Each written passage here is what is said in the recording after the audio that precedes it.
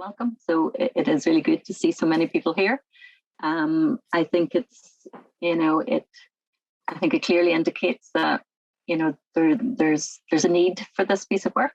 We know that, substance misuse is a major problem, and that we need to deal with in social work and social care services. It's got a big impact, obviously, on the person themselves and on the people in their lives as well. And it's really important that that we who are supporting those people understand the issue, understand it and know how best we respond and how best we support people with those difficulties.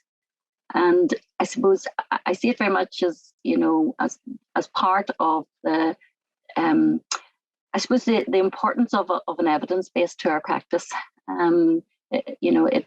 It is very important that we know what we're talking about, and that we know and in particular that we bring an understanding of the issue and how it's affecting people to our practice. Because if we don't understand, it's very difficult then to get our responses right. So this piece of work is very important. It's a piece of work that OSS commissioned.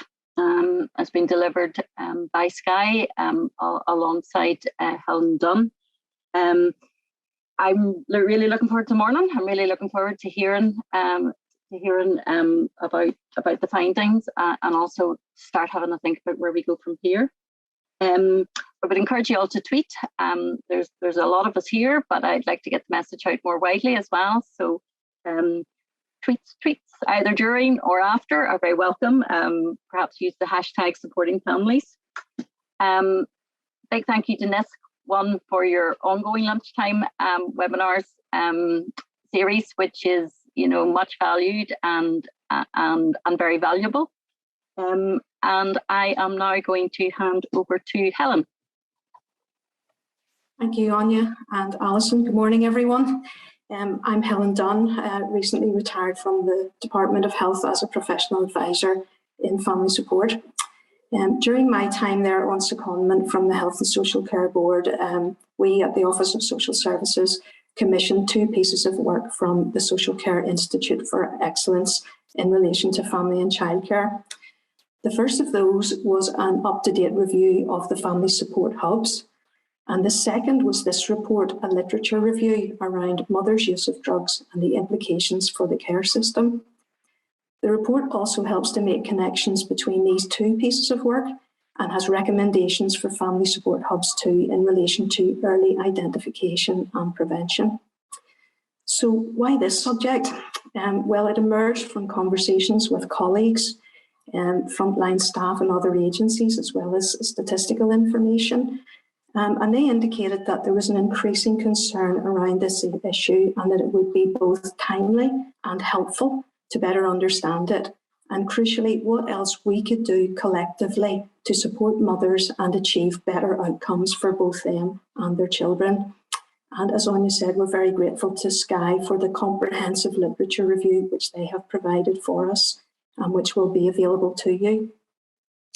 I thought as well this would be a great opportunity for us all to hear about some of the work that's already been initiated in this arena locally here in Northern Ireland, and some of which is referenced in the report.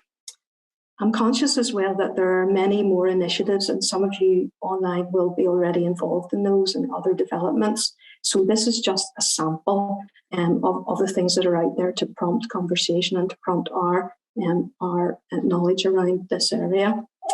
So the agenda today, Alison, if you could just put that up for us, will include a range of other presentations. Following this introduction, we will hear from Sharon Stevens, who's the Senior Information Specialist from Sky, who will outline the findings of the literature review. Afterwards, Dr. Anne Campbell, a Senior Lecturer and Programme Director in Substance Use from Queen's, will share the findings of her qualitative study of the Family Drug and Alcohol Court, which was piloted under the Early Intervention Transformation Programme in the Southern Trust area. And I see Kathy Fox online, who was involved in that too.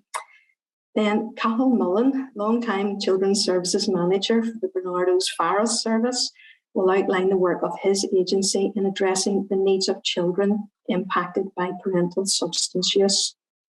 Then we're going to hear from Jacqueline Nicholson from Probation and Allison, who works alongside her, who will share details of their work in the Inspire programme working with women.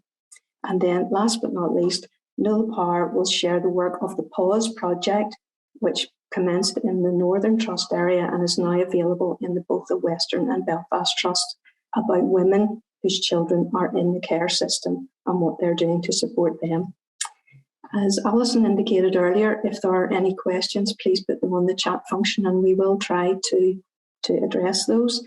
I'm conscious that everyone presenting today feels very passionate about their piece of work, and so we will try to keep to time as much as possible.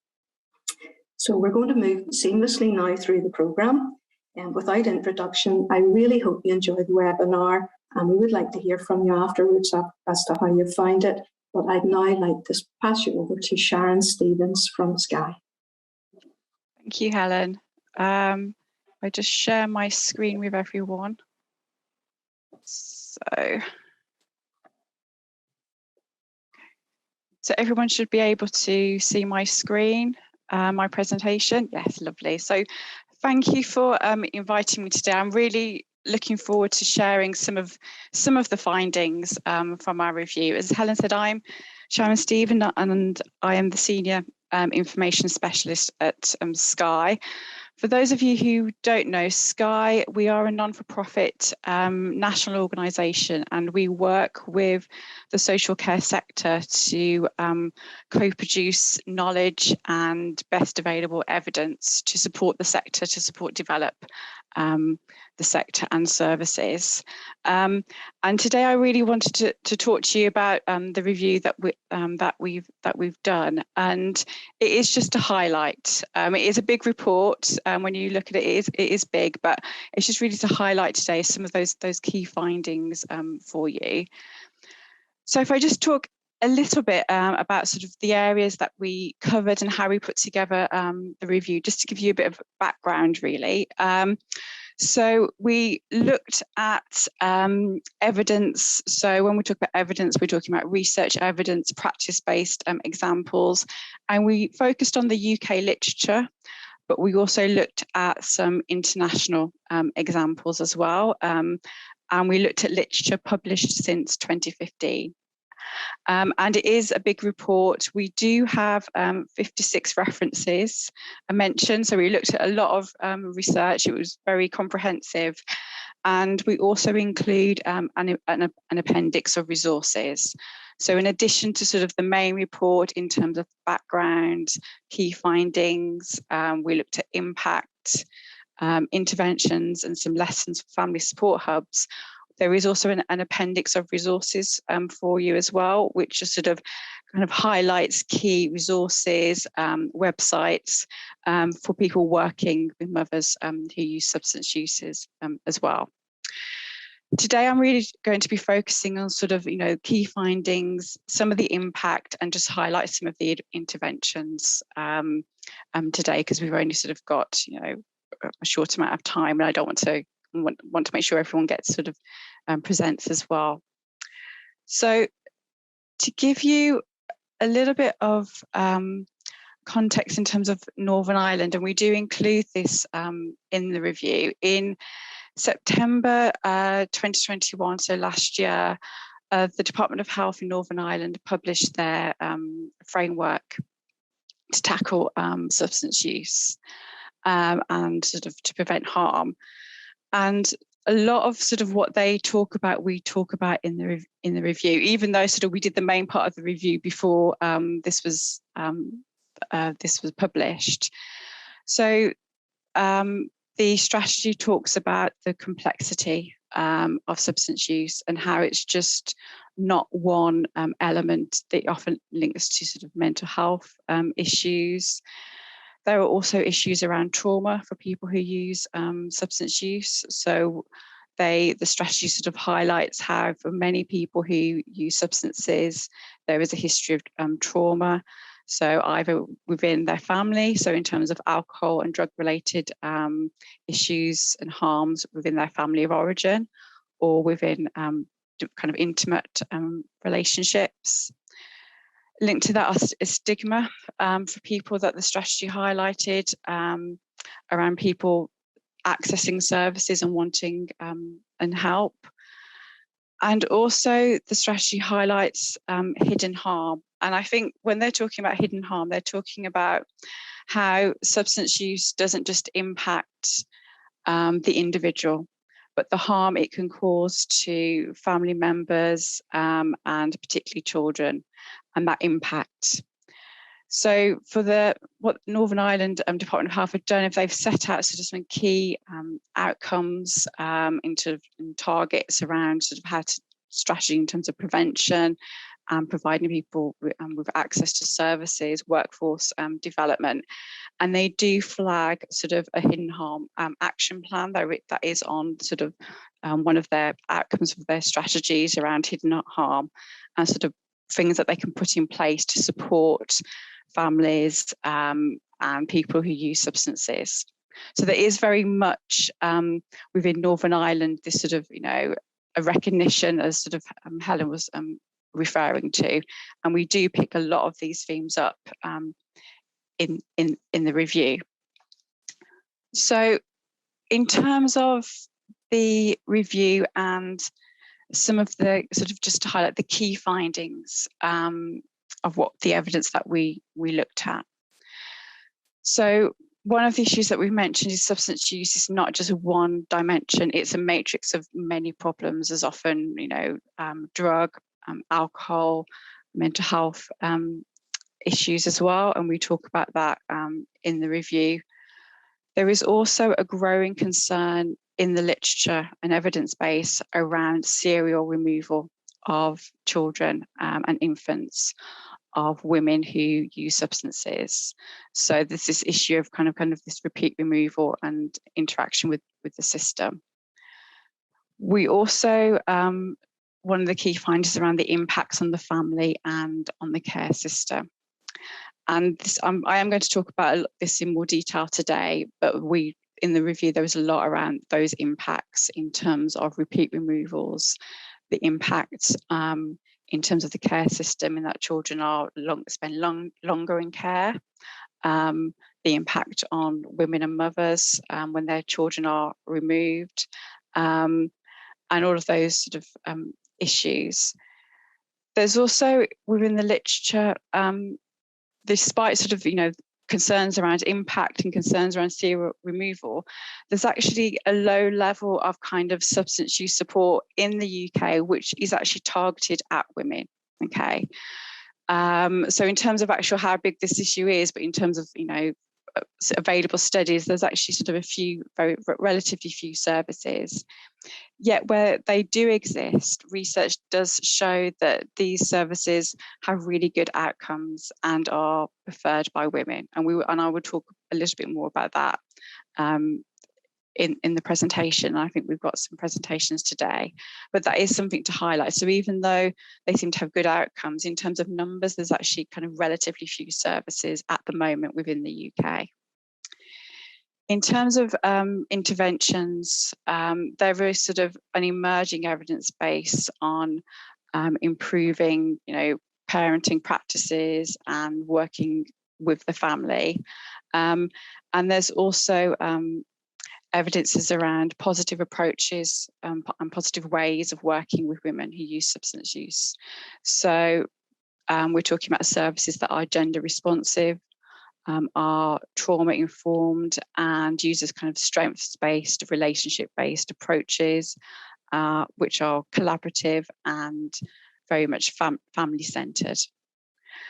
These are sort of some of the key findings, and today I sort of wanted to highlight issues around the impact in particular, some interventions, to give you some examples, and some approaches. Okay. So when we're talking about impact and the additional impact when a child or children are removed due to substance use compared to other reasons why a child may be removed. Evidence sort of highlighted some key areas really around this. So one is that when children are removed for substance use reasons, there's an increased likelihood that children go into care anyway, and when they are in care, they spend longer in care. Okay, so there's been several studies that sort of around this, and that often that children will kind of keep coming in and out of care. Other issues are around potential increase of crime. So when children are removed, impact on sort of mothers and parents, women in particular, mothers, is that there's the increase when children are removed around crime and drug use, and that it can place women and mothers at increased risk of sexual violence. So when their children are removed, they then begin to sort of increases kind of problems with substance use, and that increases, and therefore that increases their kind of risk around violence, particularly sexual violence, and also other issues around an increase in unplanned pregnancies, and women can have more children sort of compared to other women whose children are removed for other reasons, and that's an issue that has been sort of highlighted within the literature. Linked to that, around the impact around sort of substance use is trust and engagement for women around when their children are removed, they therefore have these trust and engagement issues around actually accessing services and accessing support, because they're frightened that they will lose their children again, or whatever remaining children there may be in the household, and then so it becomes like a spiral, and there's a lot of when we talk about in the report about that. There's also fetal alcohol spectrum disorders, which I think some of you will probably have heard of as sort of FASD. So that are lifelong disabilities caused by prenatal exposure to alcohol.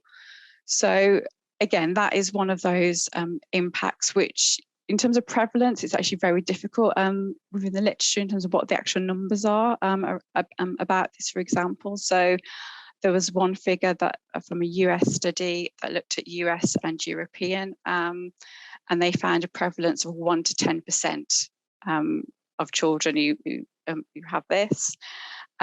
What we do know in terms of, regardless of prevalence, is that there are more, from an Australian study, there seem to be more children in care who have FASD. So in Australia, there was a study and they found that 17% of children in care when they were screened had FASD. And then so this obviously had impact on the care system and on the children, in that they had higher levels of need, particularly when they were going undiagnosed. So these are sort of some of the impacts around, those additional impacts of when on the care system and on children when they are removed from mothers because of related to substance use. So if we look at interventions, and within the report we highlight several kind of examples of some interventions within the literature, and examples of practice examples around sort of working with mothers in this area. And I just wanted to highlight a selection of these. So one of the interventions that has come up is around intensive case management, and so that's sort of where you're working particularly, with families. So I know we're going to talk. There's going to be a speaker today, but one of the things that we looked at were around family and drug and alcohol courts, and these have sort of been found to have some positive impacts around sort of, on family and outcomes. These courts were originally from the US, so they were established in the US, and they are sort of a multidisciplinary service concept where they incorporate social services, substance use treatment, domestic abuse interventions, employment, housing services, and they aim to sort of improve the coordination of services for families. And the package of sort of support is overseen by a court who monitor kind of parents' compliance and can inform sanctions on parents as well as rewards.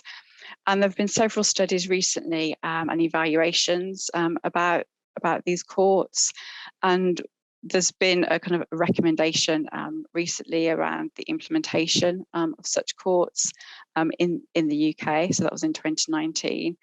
And that is obviously linked to sort of the positive impact that is being found on families and on substance use. Another example is parents under pressure. So that's another intervention that has recently been kind of looked at. So this is a Australian. So this originally started in Australia, Parents Under Pressure, and this is a program that is a home-based program which is sort of addresses the needs of families, multi-problem families. So it's not just looking at substance use, but it does include substance use. And they target particular families, and they sort of focus their interventions. It's over a 10 to 12 week period. And this has been, there's some recent sort of an example here of a study in 2018 where they found there was it was effective in reducing stress and methadone dose, and also it had some significant improvements in children's behaviour problems. So Parents Under Pressure is one that is currently being tested in the UK by NSPCC, and I think it's in Blackpool, Coventry and Glasgow.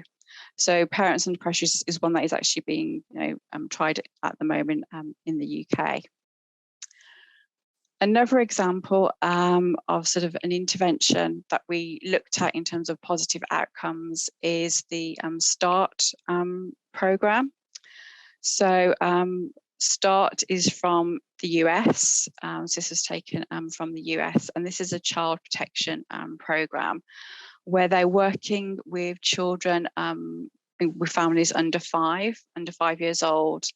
And they're sort of paired with a trained protection worker, and they have peer recovery and family mentors, and it's something where they have quite a small caseload, the workers, so it's a very intensive program in that they have, I think they have a caseload which is capped, the workers, of 12 to 15 families. And they provide things like intensive sort of, services. So they do frequent home visits, they have family team meetings and support for parents and children. And this was very recently, they did an evaluation of this particular program, and they found that, children were more likely to stay with families. So this is sort of some positive outcomes, but obviously this has just been sort of within the US. But this sort of just gives you a range of some of the interventions around sort of intensive case management, where they're services which are really focused on supporting families and women who use substances around sort of keeping families together and supporting women with substance uses. So other interventions that we found within the literature that sort of are looking at sort of substance use are around behaviour and social interventions. So these can range from brief interventions, which are looking at sort of, screening and assessment. They'll often have a brief intervention, providing counselling by a trained specialist. There's also psychological interventions, which are sort of focusing on parents' drinking and drug use, as well as their role of parents. And they can have, do have an impact on reducing that substance use.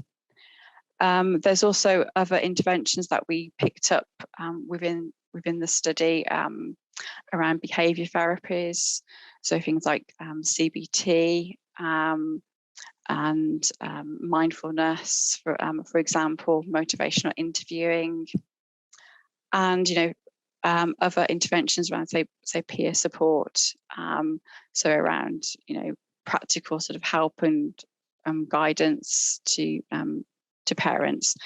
So what I will say about these kind of interventions and these examples of these interventions is that there seems to be less available evidence at the moment around such interventions.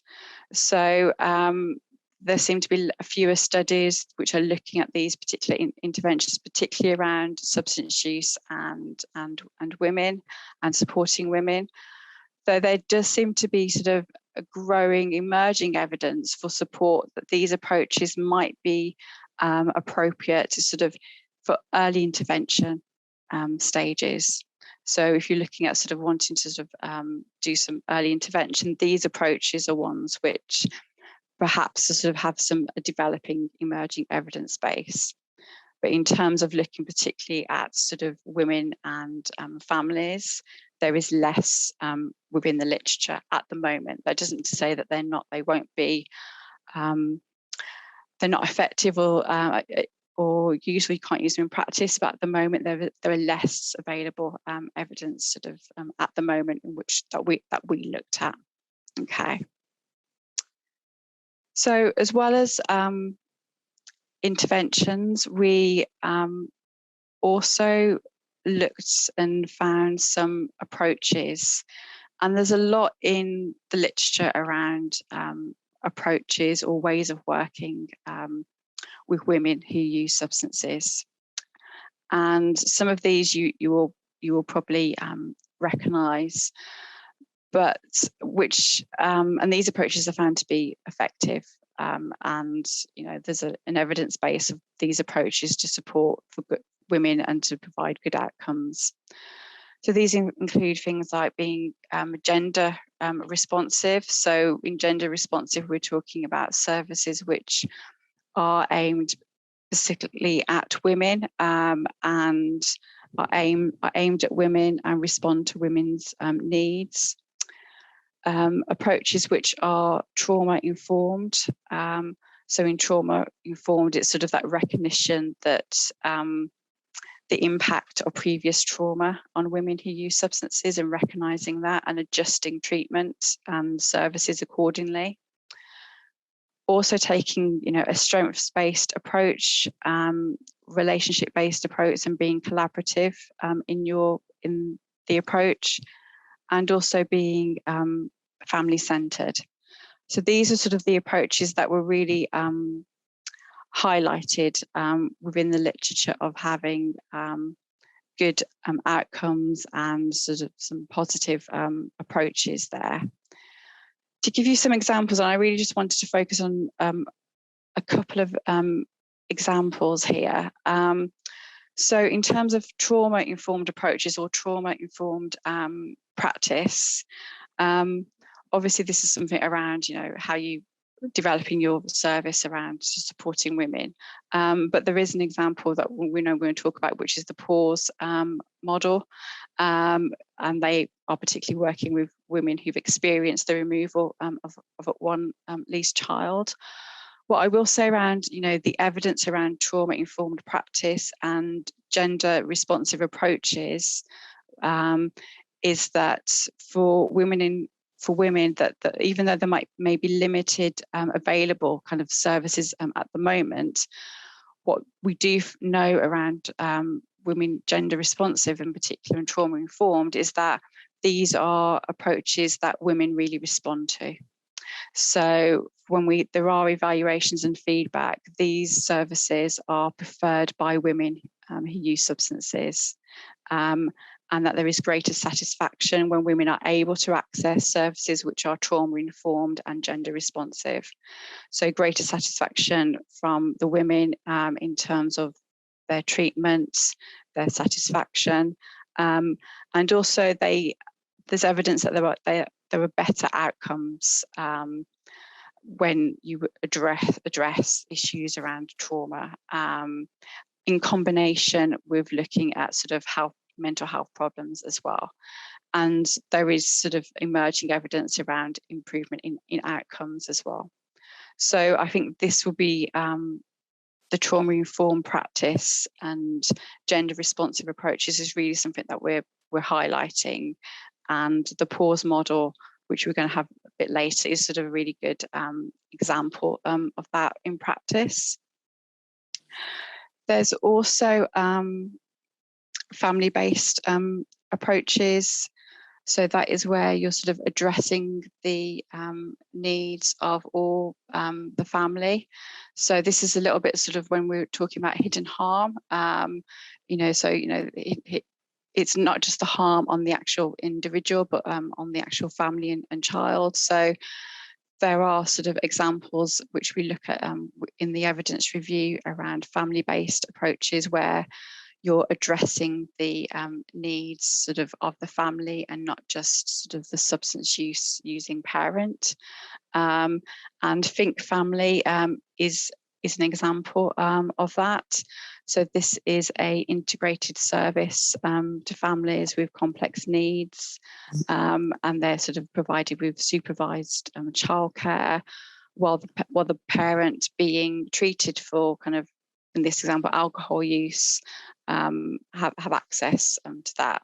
So for this one, for this kind of for Think Family, there is sort of a need for a little bit more evaluation on this, but there is emerging evidence that this approach supports sort of early identification and intervention for at-risk families. So where something like the pause model, who are using a trauma-informed gender-responsive approach, and they're working with women who have experienced the removal of at least one child.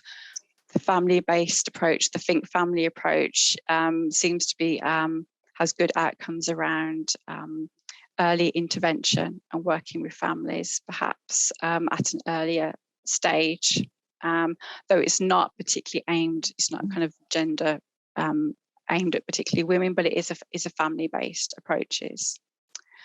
So these are just sort of two examples. There are more, within the literature review. The literature review is, we've looked at sort of a really good range of literature and examples, and hopefully when you access, and have a read through, you'll be able to sort of see these examples, and we provide links where you can go and find out some further information.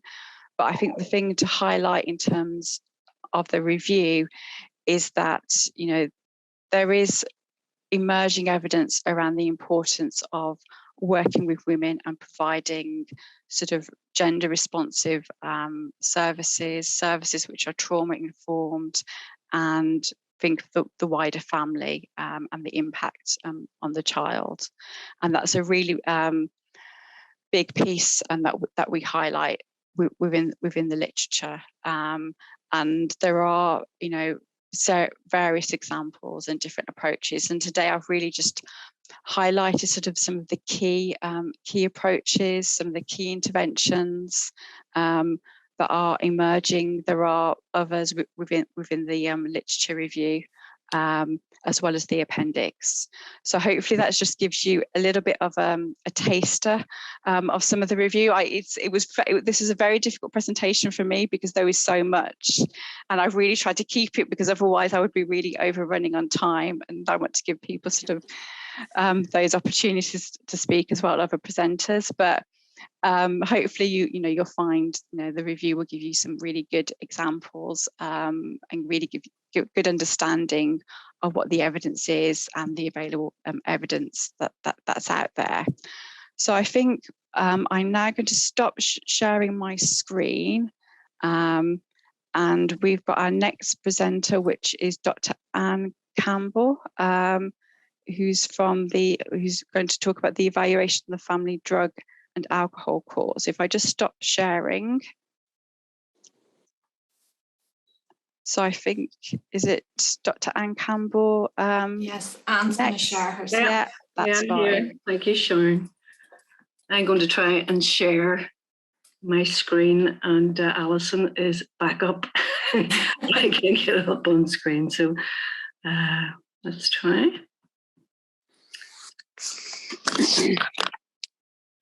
Okay, show windows. We're more familiar with Teams. I hope this works.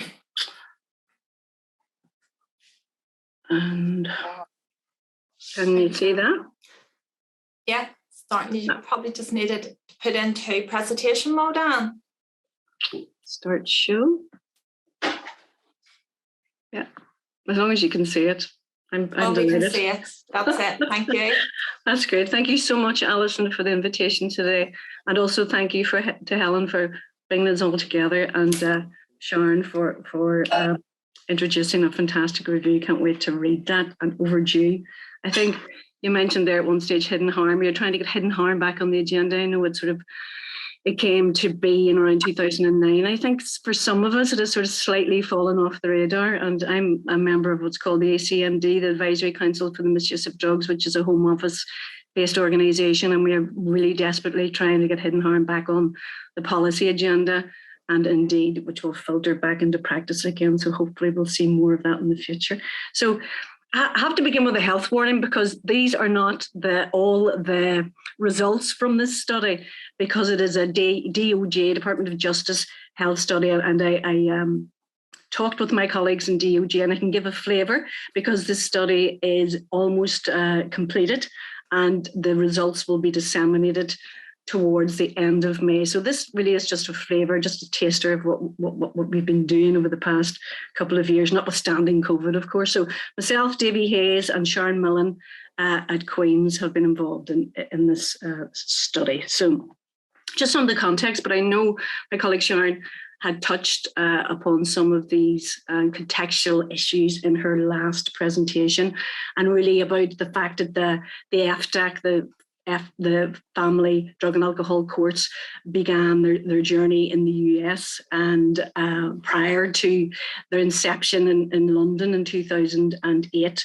chiefly around concerns in the family justice and child welfare systems about the proportion of care proceedings involving parental substance use, either substance use disorders or substance use dependence. I think some of the literature still, it harks back to our old terminology of substance misuse and substance abuse. Now, in my world of drugs and alcohol, we talk about substance use and substance dependence and substance use disorders. And that's chiefly from a social work perspective of trying to alleviate the stigma that a lot of our women, our young women, indeed our parents, our male parents, who are still subject to a lot of stigma and oppression because of the issues around substance use and substance use disorders. Okay, so yeah, that's just really telling us about where I came from in the US, and I don't want to sort of reiterate or go over what Sharon had just said, but the model was adapted to fit the English and Welsh systems, and there were some key features which were retained from that original US model, chiefly the fact that we have specially trained judges who deal with the case throughout and are engaged in indeed motivating people, talking with people who go through the court system, and also challenging parents through those regular one-to-one meetings. And this was one of the things that came through from our service user responses. They were actually sort of equally aghast and then grateful and relieved that somebody was talking to them about their problems and their experiences and what they perceived at that level. So also married with support for parents and from a multidisciplinary team of people within the FDAC system. and also taking the expertise and skills from a wider range of allied health and social care professionals in a fantastic wraparound service, with a focus on helping parents address and solve the problems that underpin or underlie the substance use problem. As we know in the drug and alcohol sector, it's not just about the substance use. The substance use is the manifestation of many and complex and varied underlying problems. So a pilot did run in London from 2008 until 2012. And there was a lovely evaluation of that, and it did see a number of really positive findings, showing that people in FDAC who've been through the process were likely to cease using substances, but also have to point out it's not just about cessation, but also about a reduction in substance use. Sometimes we cannot go straight in and enforce or indeed demand an abstinence-based approach, and we work to begin with, sometimes from a harm reduction approach. And also a lovely positive outcome that children in FDAC cases were more likely to return home than a comparison with children in standard proceedings. So also viewed positively, by a range of professionals, our social workers, our people within the legal system, adult treatment service providers and judges, as well as our people who use services themselves, the people who've gone through that system. Also very important from the number crunching and from the funding element, I'm from the psychosocial, obviously, element, but we have to prove that these programs work in terms of financial cost-benefit analysis, that they work and they provide some type of decrease in funding for putting people through that other end of the system, the judicial system. What's important for us at the end, I think I'm going to come back to it at the end of this short presentation, is the researchers observed at that point that it would be fairer if the cost of the specialist team, i.e. the main cost of FDAC, was spread across children's services, health and justice agencies. So it would be a joint approach whereby the monies would be divided amongst those service providers, which is a very important point. The review that was mentioned by my colleague Sharon as well, there have been numerous studies carried out in the US, and actually we've got one formal study rather than evaluation within the UK context, and that is mentioned within this, what we call a meta-analysis. And meta-analysis are great because they do the work for you. You do not have to trawl through countless numbers of research studies. So Zhang and et al. Trawled through 17 studies involving, I think, around 7 or 8,000 participants within different research studies to give us that overarching view of what was good about these programs. And the main outcome that really stood out was the fact that it definitely was fantastic for family reunification. And it's important to note there that this is what we call high-strength evidence. These are good, robust, methodologically rigorous studies that very definitively showed that the evidence was strong to support family reunification. Not so much on care re-entry. It was a little less positive about that. It wasn't negative about it. It did not go the other way. But I think the main focus was on the family reunification across all those studies, across those thousands of people. So the FDAC evaluation is a two-pronged approach to research. We have our colleagues in the Department of Justice who looked at the number crunching, albeit the numbers were quite low. They looked at outcomes in terms of numbers through the programme, in terms of length of time through the programme, in terms of successful numbers of reunification, and indeed successful outcomes in terms of either reduction in substance use or abstinence from substance use, depending on the plan that was put in place.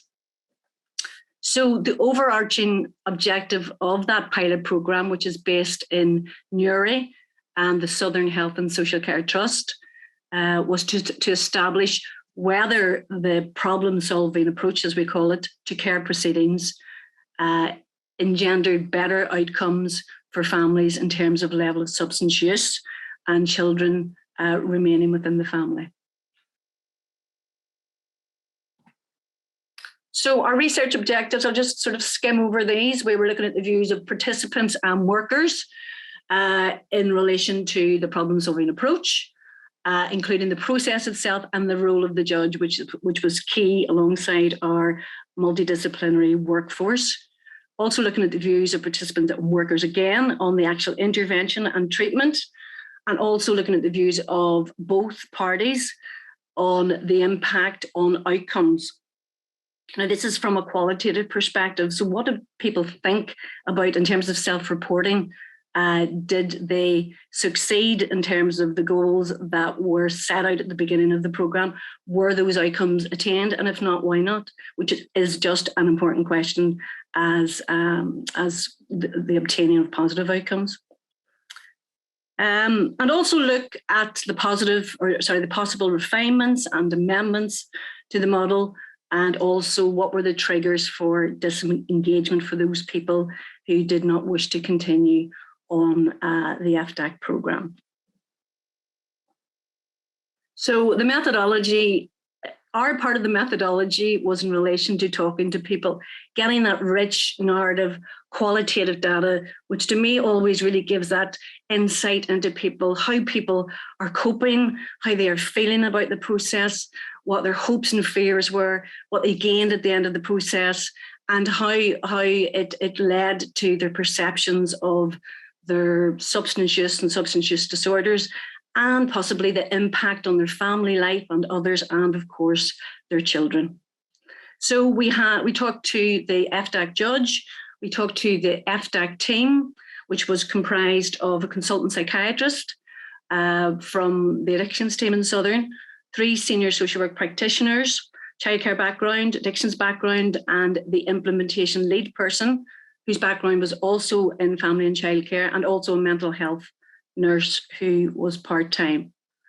We also talked to a number of solicitors involved in the process and guardian ad litems, and we had one focus group, and then the remainder were individual interviews. So the complete sample, if you like, was 19 more or less in-depth interviews about the process of participating from a worker's perspective, and also from the person who used the service perspective. So, as I say, I'm not presenting the findings as such, but I was looking through it last night again, our qualitative piece, and I thought some of the rich narrative responses, some fantastic responses from workers who, when you read the report, they have detailed that it was almost like a process evaluation, the process from the outset, and the various nuances and foibles and things that were learned for our next stage in the project. But for the purposes of this very short talk, I've plucked out some service user or people who use services comments, which I thought were very insightful as usual. I think sometimes, or most of the time, 90% of the time, we get that real insightful data from our people who use services. So, the team talked with each parent about what was involved, what would be expected of them during that 26-week duration of the process. They were informed in detail at several junctures about the intensity of that process, and also the fact about reduction in substance use and also possible abstinence if that was required. And also the fact that it would require hard work and commitment, both that I've seen on part of the workers and also on the part of the parents who were involved in the process. However, if they continue to use substance, notwithstanding the fact that there is room, and we always have to factor relapse and relapse prevention strategies within that, there is room for, if there is consistent non-adherence to the programme, then unfortunately, because of the terms of reference agreed at the beginning of this process, then it may be likely that they would be removed from the programme. But not after we found, there was a great insistence and a great urgency to keep as many people on the programme with their consent and with their wishes, obviously, for as long as possible. Those interviewed, people interviewed then, felt that they were fully understood what was in front of them, what was expected from them, indeed the responsibilities on their part, and giving them ownership, empowering them to do something about it, not being told this is what you have to do, but also gaining knowledge from them, getting their perspective of what do you think is expected from you. So from that then, if I can, I'm just going to shift this screen about what the boxes are showing.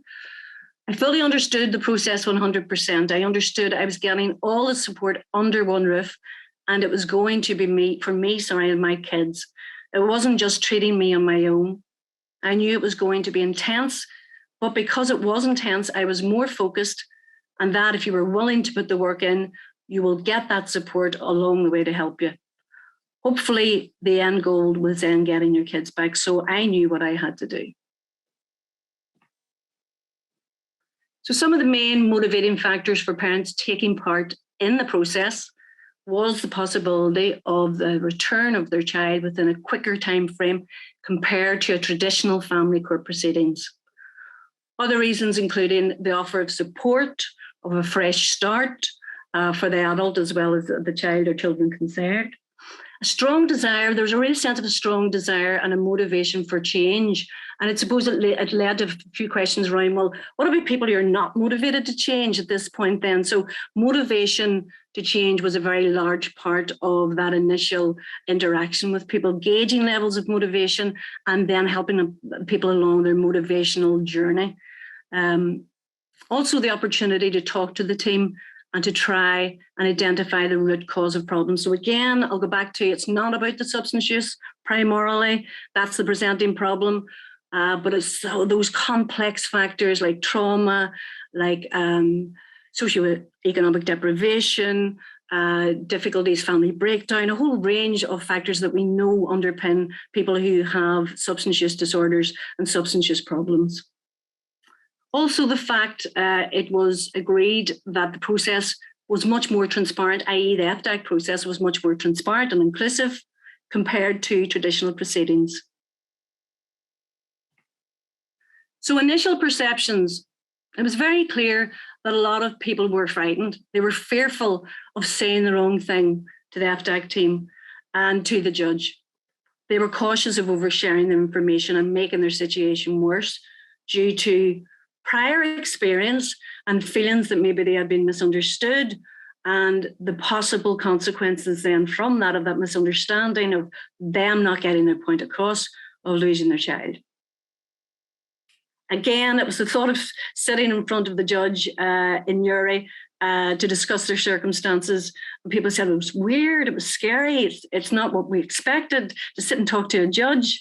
And I think it would be frightening for most people to go in and engage with the judge. Others reported feeling angry and frustrated at themselves for allowing things to progress to that stage.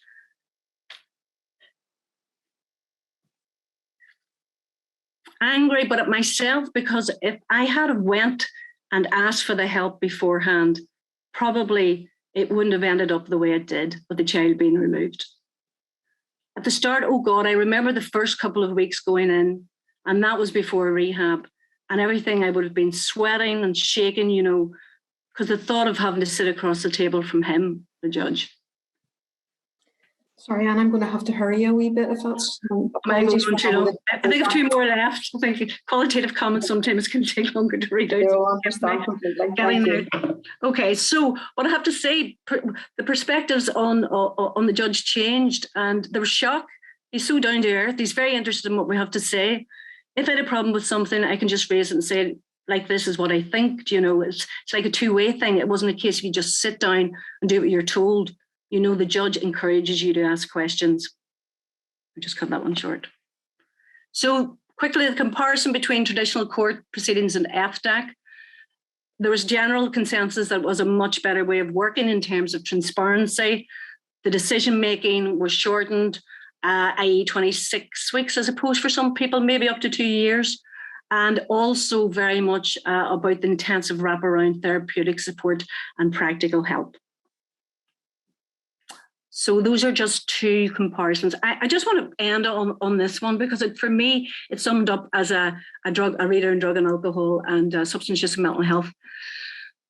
The feeling about the FDAC team, and about the judge, and about the whole wraparound support system, and when you relapse, they're standing waiting on you. They're waiting on you to relapse, to fall, but also to grab you and put you back again. Like most meetings that I went to, they said, look, it is okay.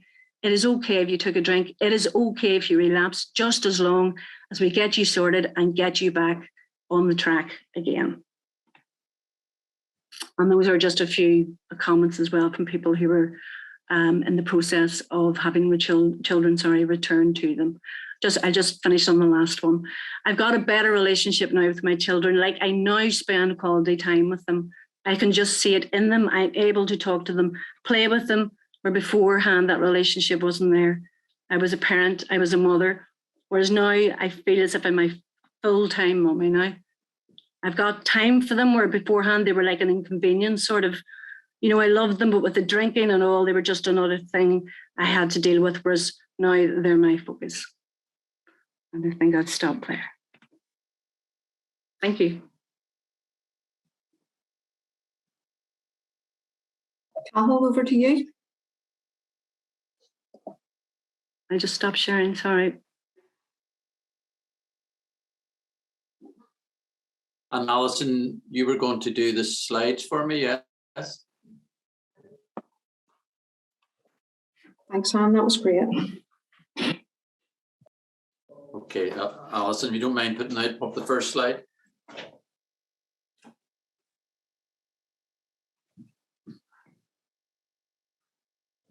You're on mute, Alison.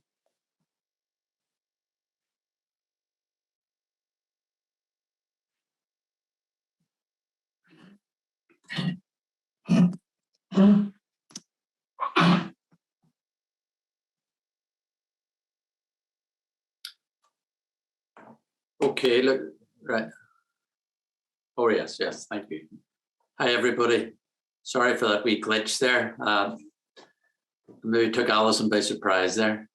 Look, I want to thank Alison and Helen for the invite today. Thanks a lot. My name's Cathal Mullen. I'm the manager of the Barnardo's Forest Service. Now, I did have an all singing, all dancing presentation with children's artwork and children's comments, etc. But Helen warned me I had 10 minutes and not 2 hours. So it's very brief description of the work that we do at Forest, with a particular emphasis on some of the work we do with children. So I'll try my best to stay within the 10 minutes. I do have more slides, including comments from families and children in terms of some of their experiences, which I can share with people afterwards if they're interested in that. So second slide, Alison, if you don't mind. So basically, Forest provides a therapeutic support service to children, parents and families affected by parental substance misuse. And our referral source is either family and childcare social services or adult substance misuse treatment services. Our service operates in the Belfast, Southeastern and Southern Trust areas. There's an equivalent service in the Western and Northern Trust areas that is facilitated by Start 360. We've been in existence since 2007, which actually frightens me. I've been the manager there since 2009. And during that period of time up to now, Forest have worked with over 1,000 families. The kind of profile of the families who attend our services is that probably between 60 to 70% of the families attending have children either on the child protection register or are looked after children. Last year, we worked directly with 50 children in the care system. And by that, I mean children in public care, in foster care, but we also work with children who are in kinship care and children who are in unregulated placements. And quite a significant proportion of the families we work with are actually kinship carers, like aunts, uncles, family friends, granny and grandas. And I think this group of people have specific needs that are often neglected, and it's one of the areas that we'd certainly like to highlight going forward in terms of the support needs of kinship carers who are looking after children impacted by parental substance misuse. Second slide, Alison, please. Why have this picture in? Well, it's because we work with hidden harm, and hidden harm is like the elephant in the room. Everybody knows it's there. It's all pervasive within families. It affects every family member and beyond. It impacts in every aspect of a child's life, psychological, emotional, physical, educational, and yet it's an area that is not talked about within families, or indeed outside of families, even though everybody knows it's there. So it's just a caricature of what a lot of children are living with. Next slide, Alison, if you don't mind. So these are our aims, and they're all self-explanatory in a sense. Promote awareness of the impact of substance misuse on the family, parenting, and children. Now, we do that with the parents who misuse substances. We do it with other family members who are maybe the safe adult within the family.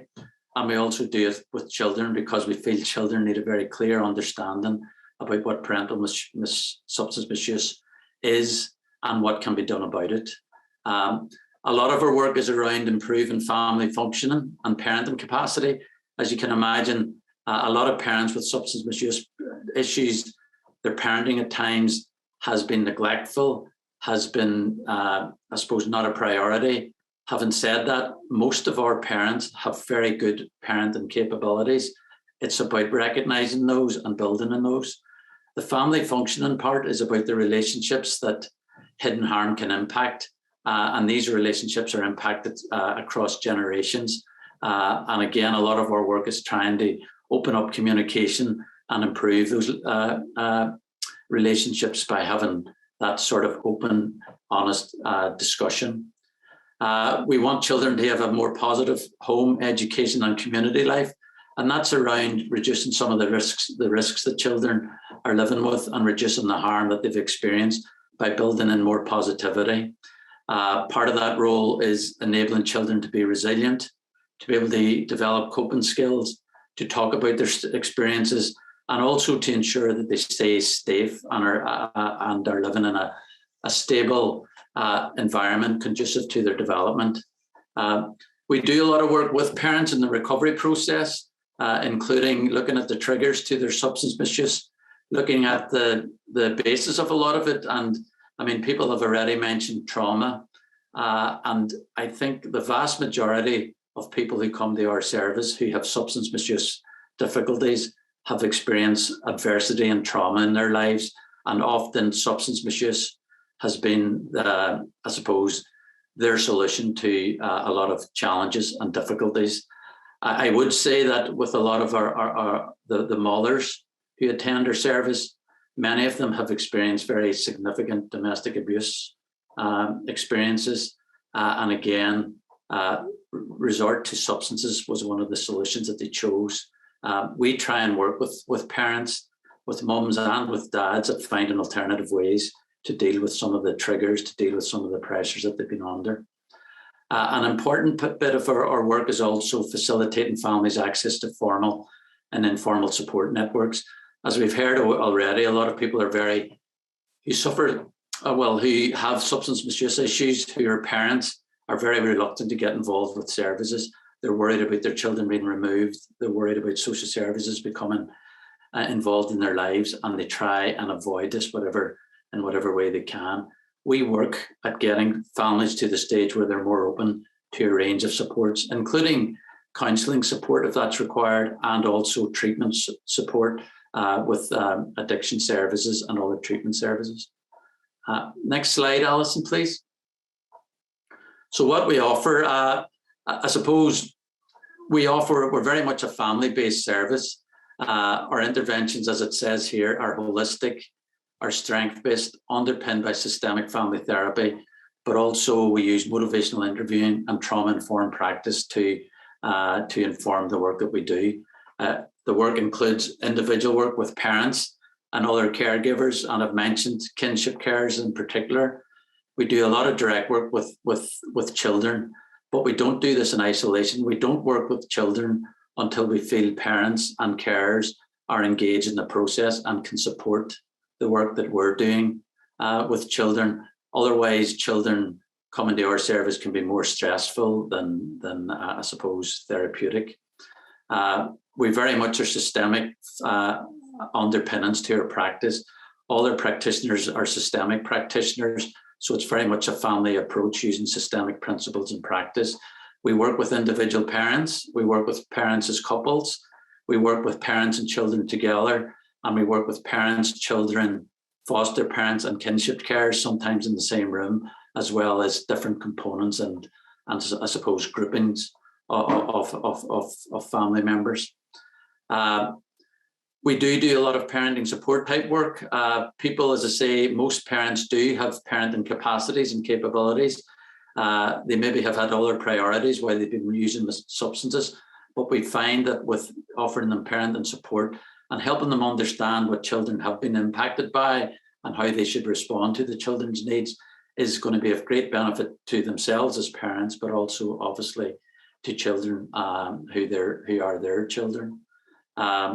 We support parents in recovery, as indicated earlier. We do a group work with children, and we have had quite a bit of evaluation of that group work programme done by Queen's University, and it is seen as a programme that could have long-term beneficial effects, and we're hoping that there'll be greater opportunities for more research in relation to that. And we do offer consultation to other professionals. Our service is in big demand. We have a lengthy waiting list, and sometimes it can take us 2 to 3 months before we can pick up work with a family. And to try and get around some of that, we talk to professionals about some of the work that they could be doing in the meantime with children and with parents to support those, to support the situation. And if you don't mind, or Alison, the next slide, please. In terms of children, and I suppose this is what I was asked to do, to concentrate on. So I've put down some of the kind of things that we try and do with children. I'm having a bit of difficulty reading this. It's quite small, but I'll try my best. So these we feel are real key aspects of the work that we do with children. It's making sense of and processing difficult experiences. That's, again, self-explanatory. Children have not had the opportunity very often to talk about what it's like to live with parents who are misusing substances. It is the elephant in the room. They're afraid to talk about it outside of the family home. They're afraid to bring it into school. If parents are open and willing to allow children to attend a service like ours, it's one of the first things that will make a big difference for those children in terms of outcomes, and in terms of them staying safe, and in terms of them understanding what their parents are experiencing and what can be done to help those parents. It is about an opportunity to express thoughts, feelings, fears, and anxieties, of which there are many. It's an opportunity to be heard, their experience is heard, but also to ask questions. And the questions we get are very much about, why is their mum using alcohol? Why is their mum taking so many tablets? And we find age-appropriate ways of giving explanations to children about these issues. It's important that children develop an understanding themselves of what substance misuse is and the impacts it's having on themselves, the wider family, and on their parents. Again, they can see it all around them, but they don't necessarily know what it's likely to lead to, including the likelihood of social services involvement, and in some occasions, the removal of children from their parents to other alternative care. We also feel it's important that children have an understanding about treatment and recovery that their parents are going through. We often hear children having been given explanations by well-meaning people, including, I have to say, some within the social work profession, which I am myself, that says that, look, your mum is unwell and is getting help. Now, our experience of the children we've talked to who have been given explanations like that is that it frightens them. It worries them. They think their mum or their dad may be very ill and could be possibly about to die. So they're better being given age-appropriate explanations about their parent has issues with alcohol and or other substances, and that they can be helped with that.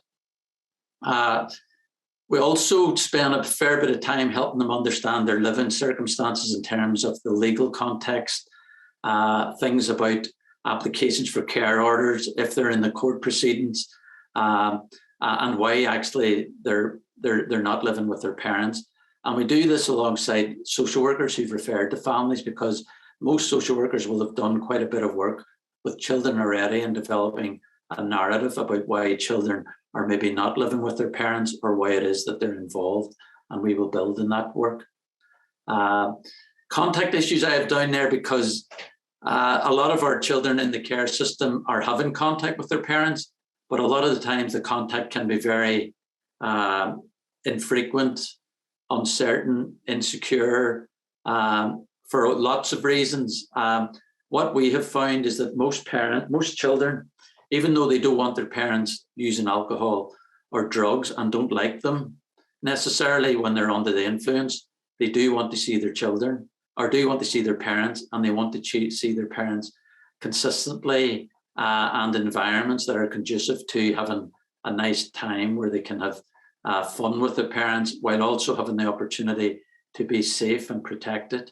And I know some children, for all sorts of reasons, maybe can't have contact with their parents for a good reason, because parents are maybe at the chronic stage of alcohol or substance misuse, and it's just not an okay thing for children.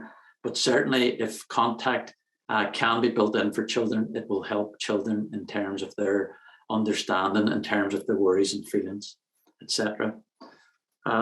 Next slide, Alison, please. And I am close to the end, I think.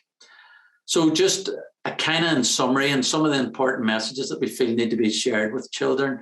They need to know that they have not caused the problems in their family relating to substance and alcohol misuse.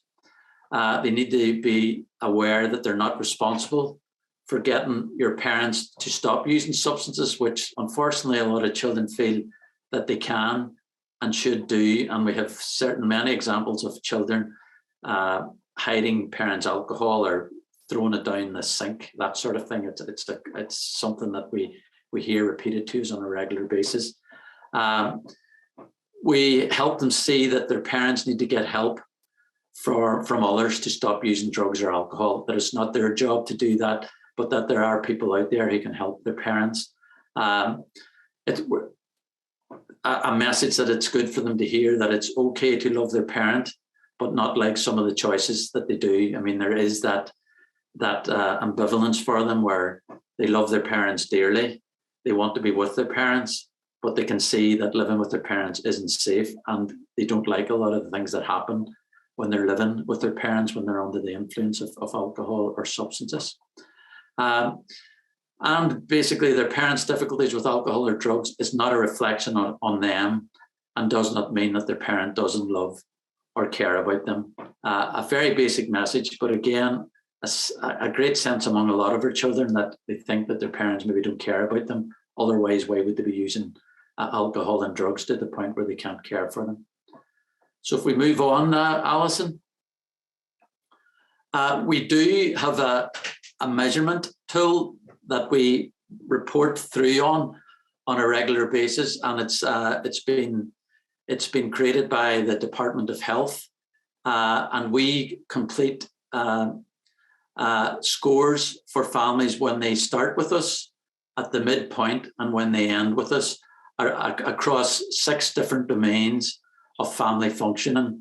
And our scores are very much based on the family, not on the individual. And as you can see, the results are generally that if a family comes to us, there tends to be a very positive impact across most of the domains. There is some results there that might seem surprising in that they're negative outcomes. But what I would say there is that the client group that we are receiving, they are in recovery.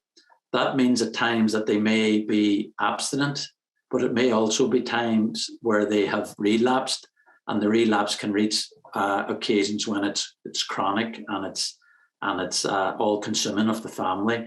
So most families with us will be with us for between 6 months to a year, and most families who leave our services will be engaging with on services beyond that because of the complex nature of a lot of the difficulties that the families present with.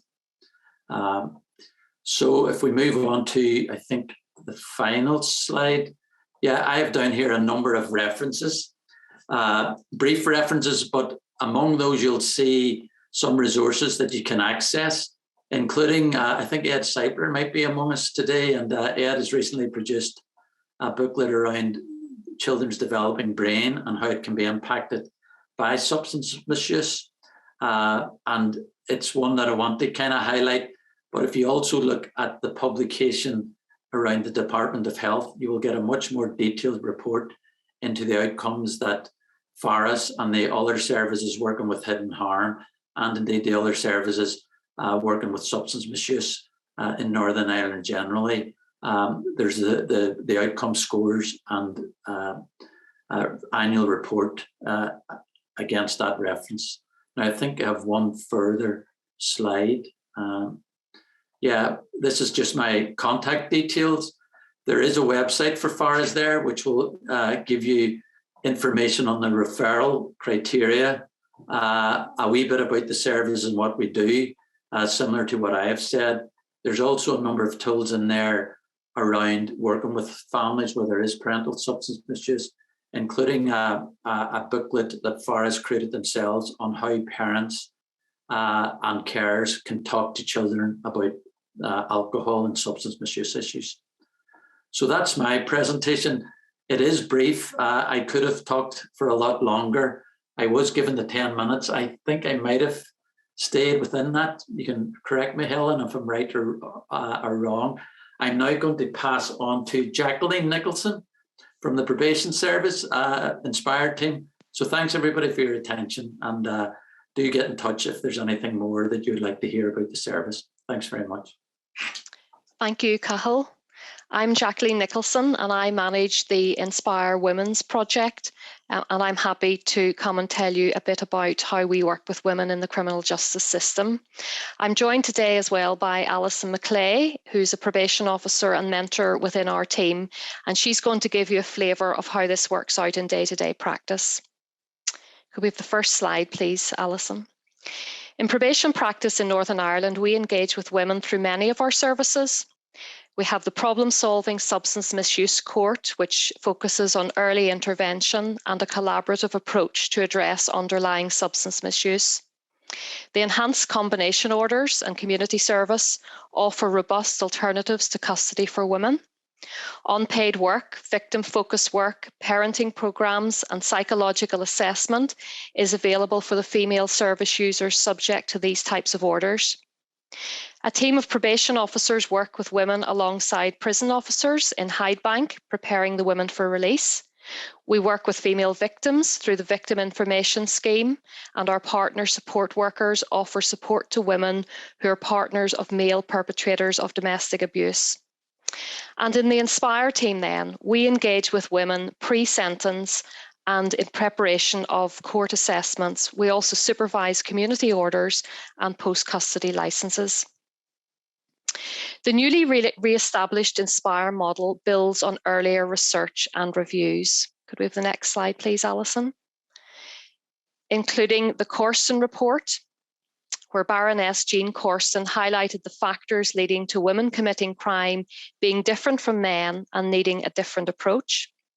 The ORS review of the Northern Ireland Prison Service 2011, the Criminal Justice Inspection 2021, entitled How the Criminal Justice System in Northern Ireland Treats Females in Conflict with the Law, and the current development of the new criminal justice strategy to be launched in March this year.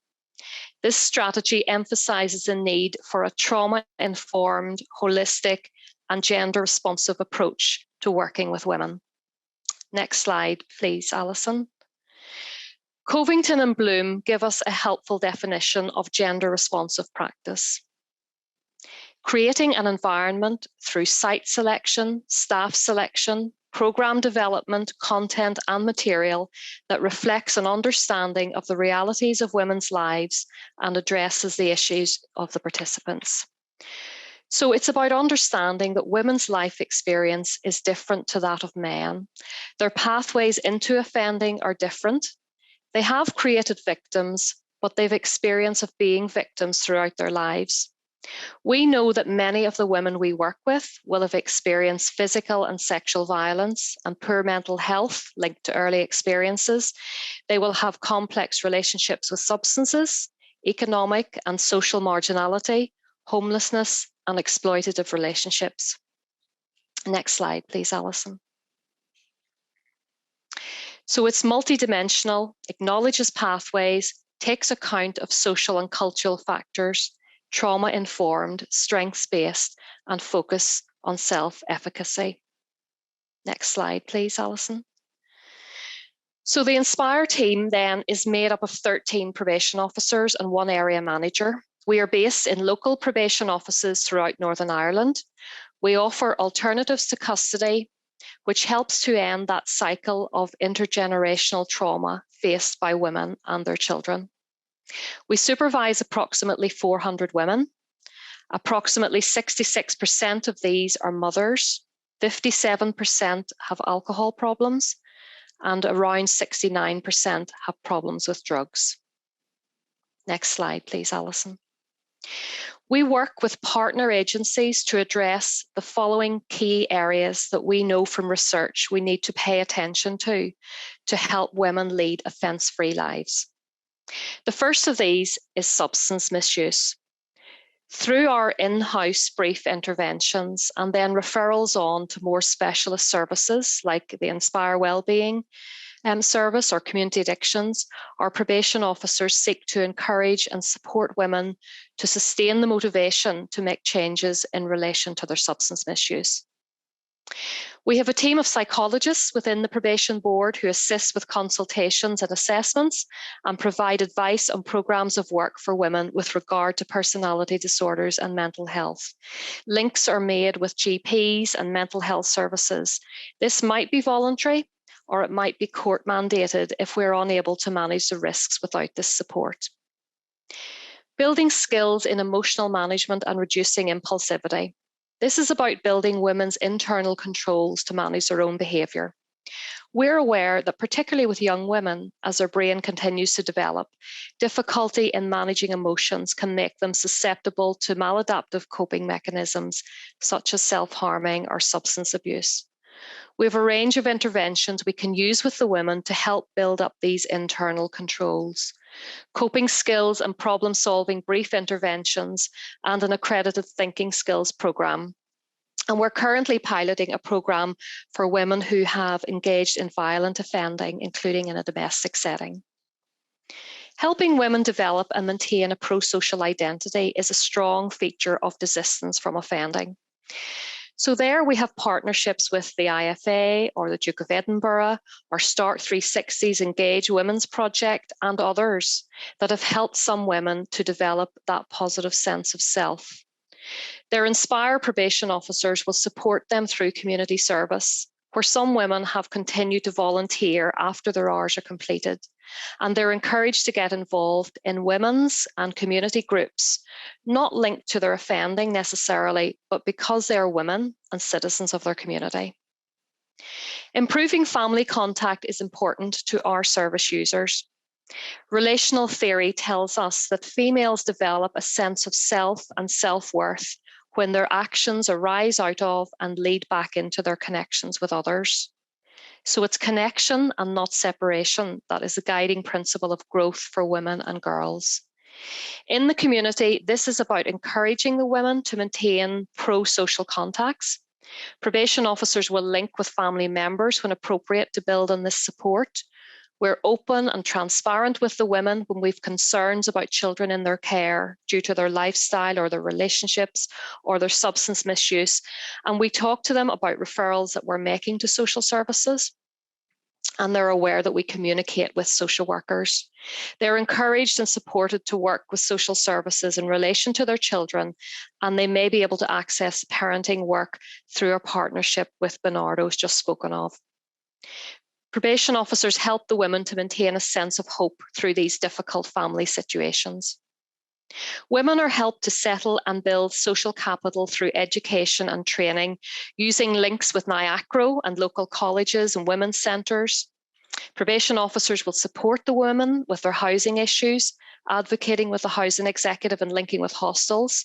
They'll also be encouraged to avail of debt management services and increase the choices not to offend. And all this work is underpinned by a strengths-based way of working, which is motivational and helps the women to believe in their ability to change their own lives. The relationship and the skill of the probation officer is crucial in reinforcing small steps and helping the women develop skills they already have and learn new skills. The role of partnerships is key to this model. And I'm going to ask Alison now to give us a flavour of what that partnership model looks like. Okay, thank you very much. I intend just to put what Jacqueline has said in the context of my own caseload. So of the 30 females in my caseload, 18 are mothers, 13 of whom have had issues or have issues with substance use. Issues facing the woman within the criminal justice system include the stigma of being a mother who uses substances or who has offended. These women are more likely to receive short prison sentences for non-violent offences, including drug-related and acquisitive offences. The impact of these sentences is significant in terms of the destabilising influence on their lifestyles, on childcare, employability and emotional and mental well-being. 10 of the mothers I work with have had children removed from their care, and 3 continue to have the care of their children. Social services are involved with all of the cases. From a probation perspective, in working with these women, we need to assess and address factors linked to their offending, develop a positive and open relationship while recognising that they may be reluctant to be fully transparent, just what's been said before, just in terms of being open about the issues they're facing, given concerns about how this will be perceived within the context of their parenting. We need to be mindful of building trust with them while balancing our statutory obligations. The issues facing these women we work with are often complex and interlinked, which has already been spoken about. Next slide, I'm going to give just a case study. I'm working with a mother of 3 children who's subject to probation supervision in relation to drug-related offences. As we said before, there's addictions issues, but linked in with that, she also suffers from anxiety and depression. There's a history of domestic abuse within her relationship, and there were concerns that there was an element of coercion with regards to her involvement in the index offending. If we move on to the next slide, I'm just going to say how we use partnership working just to work through this order. So through the order, I've liaised with social services, with addiction services and mental health services. The service user is also involvement with Women's Aid. When her circumstances stabilised throughout the order, we identified with the woman and myself identified that while she wasn't in a position to enter the workplace, she would benefit from developing interests which were outside of her home. So at that stage then we referred her to a NIACRO Women's Well project to help her explore. She had an interest in fitness, so to help her explore training and development options. In terms then of working with women the other 10 women in my caseload who had their children removed from their care, some are working towards having their children returned to their care, and some have had multiple children removed with no plan for unification. The impact in terms of emotional and mental health, increase in use of substances, and the stigma of having their children removed is huge for these women. And in these cases, as well as linking in with all the other support services that we have in the other organisations that we've mentioned, we also liaise on a regular basis with PAWS, who are now presenting the next part of this section. So I'm just going to hand you over now to PAWS. Thank you.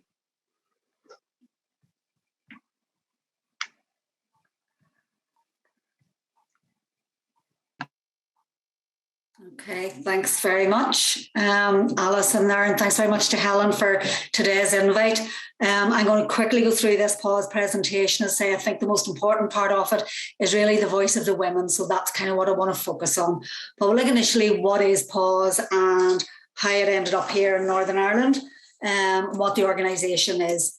So while they believe all children have the right to live in a safe environment, PAWS accept that some children need to be removed from the care of their mothers, and this causes pain and distress to everybody involved. You go on with the slide, Alison. We view a society where no family should experience the removal of a child more than once. Next slide, please, Alison. So the need for PAWS, at least 1 in 4 women will return that has one child removed from their care will return to have a second child removed. And since 2016, when PAWS was set up initially in England, they've worked with 3,400 women who on average have had 3 or more children removed. Next slide, please, Alison. So I'm going to play this short clip. This is made by the women themselves. It's over-voiced by one of the girls from Northern Ireland, and it explores a woman's experience of being involved in the PAWS project. Just bear with me 1 minute, please. Thanks, Alison. So can you see that, yeah? Yep, thank you, Alison. If you read my file, there's no way you'd get the full picture of my life. Looking back, I never had a proper childhood, never had a real family, didn't know what one was. There was violence and anger. I hardly ever got fed. I saw things a kid shouldn't see. I never had love. When I got pregnant, I had a purpose, and then we were like a proper little family. The kids were my world. I wanted to give them the love I never had. I wanted it so bad that, well, I didn't see the signs. He was lovely to start with, but then my head was in a bad place. The drinking helped me cope, but I just lost myself even further. I was trying to carry on. I was scared if I told anyone, they would take the kids away. The social worker took me to hospital. Kids came too. I couldn't leave them with him. I just wanted support. The court said the kids were at risk. They couldn't live with me anymore. I just felt empty. I had no one. Looking at their empty bedrooms was like looking at a hole in my heart. When we had another child, I thought things would be different. But no, nothing changed. I was stuck in a dark place. I felt lost. I didn't know where to go next.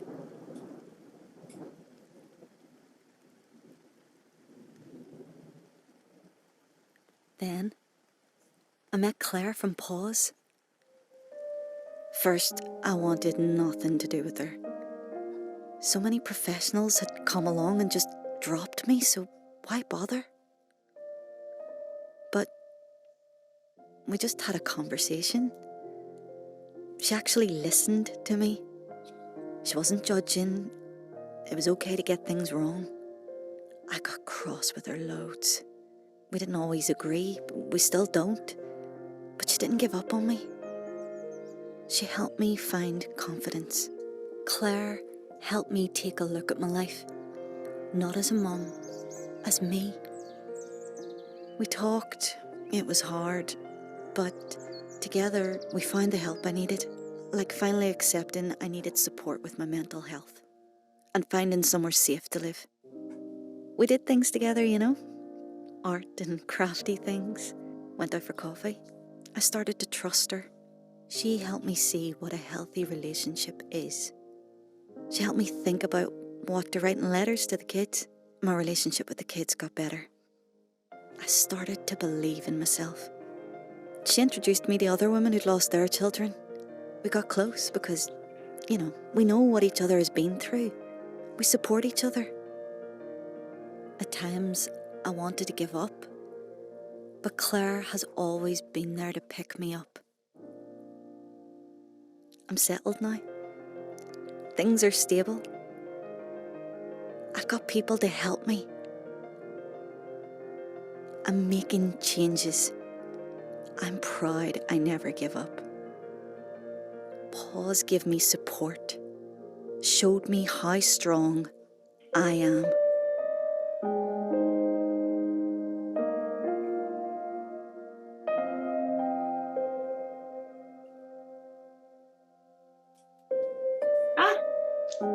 Thanks very much, Alison. Sorry. Oh, no, I don't know where I am. Let me see. You're okay, Alison. So I'll just talk through that and say, and pause, we work with girls who aren't pregnant, but who have had more than one child permanently removed from their care. And probably for the first time in their lives, you know, we're asking them to take a pause in their pregnancy and on that journey in their lives, and to spend up to 18 months working really intensively with their practitioners. We work, as I say, each practitioner, that's a practice model. The next slide, please, Alison.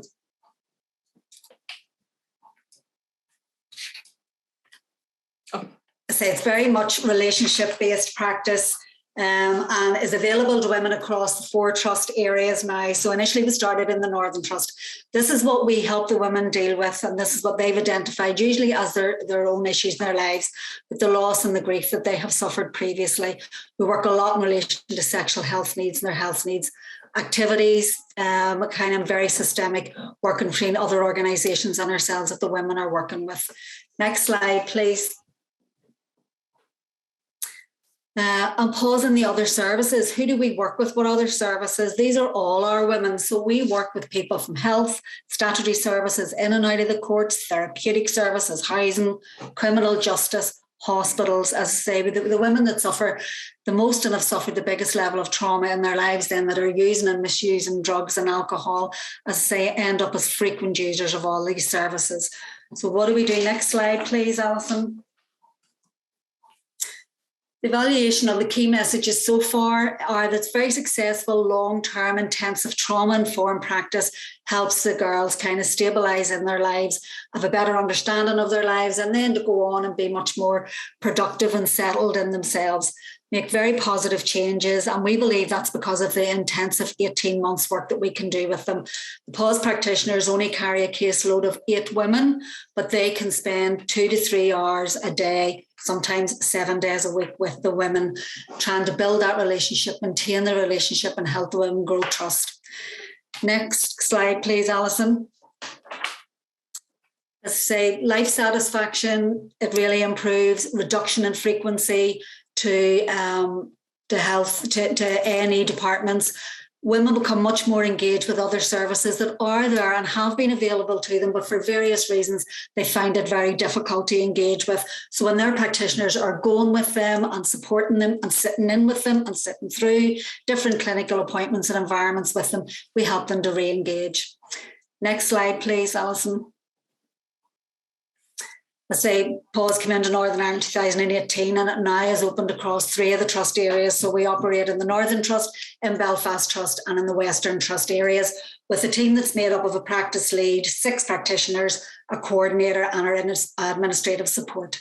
Next slide, please, Alison. So in Northern Ireland, we've worked with 69 women who have had a total of 225 children removed from their care. Average number of children removed is 3.3, but evaluation of the project so far has showed us that when we work in the urban environments, the women in Belfast traditionally have had the highest number of children removed, sometimes 6 or 7 children removed from their care. Next slide, please, Alison. These are what the women tell us ourselves. This is what their needs are. Experience high level of domestic violence, mental health issues, homelessness, and substance misuse, and both a mixture of alcohol and drug substance misuse. Next slide, please, Alison. Partnership is key to our working. If we can build up all these spots and pathways and quick access, we can then challenge and we can enhance systems change. Right of intervention at the right time for the woman, with then ongoing support when the intensive pause project finishes with them and they move forward then into other services. Next slide, please, Alison. And I say a significant number of care leavers in Northern Ireland make up this cohort of women. And we, again, as everybody is saying, they have multiple interlinking complex needs. And there's particular experiences to some of the women that we're working with in Northern Ireland in relation to intergenerational trouble and paramilitary organisations. Next slide, please, Alison. And this is just quickly 1 minute of what the women say about the difference working with the Pause Project makes to them. Can you play this one, Alison? If you just click on it, it should play as well. See at the bottom? It's just playing at a different screen. You're not changing the whole time. You're constant, you're consistent. So it's different than other services, and you go out of your way to help a lot. Did you hear it? It'll all be shared at the end with everybody, and say if they want to hear some more of what the women feedback to yourselves, come straight through to myself. And last slide, I think this will be Alison, the next one. Okay, again. Oh, sorry. Oh, it's playing a whole lot now. I'll have to bring it back again. Yeah. No, so that's the last slide. I say there was time we built in at the end for questions and answers, but certainly if anybody wants to know anything else about Pause, come through to myself. If you want to see any of the evaluations that we've done or see the referral process, I say come and check it out. And thanks very much, Alison, for today, for all your help. And thanks to Helen. Thank you. Thanks, everybody. Can I offer my apologies that we've run over time? But, you know, I was thinking, what would I have cut out of today? And I have to say nothing. So thank you to all the people who have presented. Thank you for sticking with us. I hope you found it really useful. I know I have. In fact, I found it inspiring to think of all the work that's, and as I say, this is only a snapshot of some of the work that's going on that I know others of you on screen are also involved in. I'll be following up with Anya about, you know, how else can we take this conversation forward? How else can we make best use of the resources? How can we use it to inform the new Children's Services Review? And hopefully get some of the people involved in that out to talk to at least some of you about what you're doing and what works best. So again, thanks to Alison. All of the resources, the presentations, the videos will all be available alongside the Sky review with all of that research that this work is based on. So again, Alison, I don't know if there's anything you want to say, but my thanks to all of you for sticking with us. And thanks for your kind comments on the chat. The questions as well, I think Anne in particular has been answering some of those as we've gone through. But again, we'll collate those and make sure you get responses to the questions that you've asked. So thanks very much.